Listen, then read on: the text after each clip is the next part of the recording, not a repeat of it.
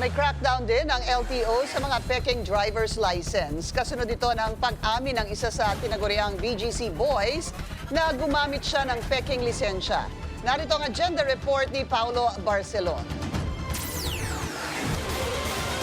Inamin ni dating DPWH Bulacan District Engineer Henry Alcantara sa Land Transportation Office na gumamit siya ng peking lisensya para makapasok sa mga kasino. Ayon sa kanyang sinumpaang salaysay, inalok siya ng isang di pa pinapangalanang casino runner ng peking lisensya. Si Henry Alcantara naman, ang sinasabi niya na itong ID na to ay binigay lang daw sa kanya, hindi siya ang nagpagawa ng fake ID.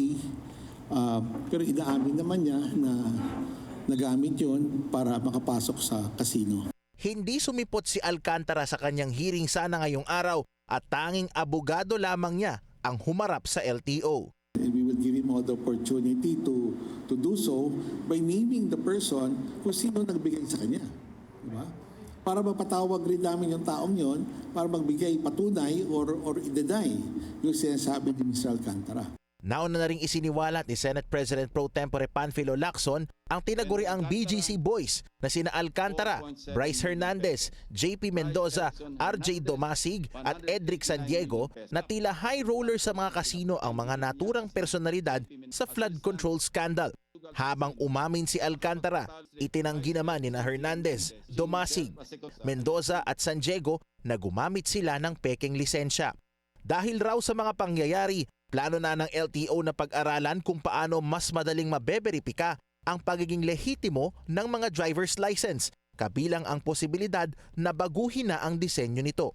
Samantala, nakikipag-ugnayan na rin daw ang LTO sa Bureau of Customs para maberipika kung totoong rehistrado ang luxury vehicles ng mag-asawang Curly at Sara Diskaya. Sinisilip kasi ngayon ng ahensya ang 30 sa 47 sasakyang pag-aari ng tinaguriang King and Queen ng flood control projects, kung kumpleto at totoo ba ang mga dokumento ng kanilang mga sasakyan.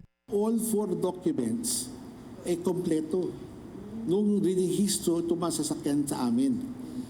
Yung certificate of payment ng BOC, electronically transmitted po yan sa LTO.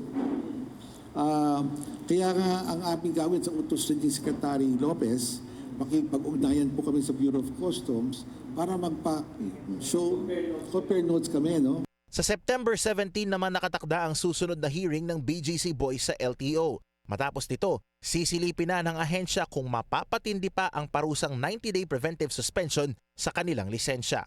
Para sa agenda, Paulo Barcelon, Billionario News Channel.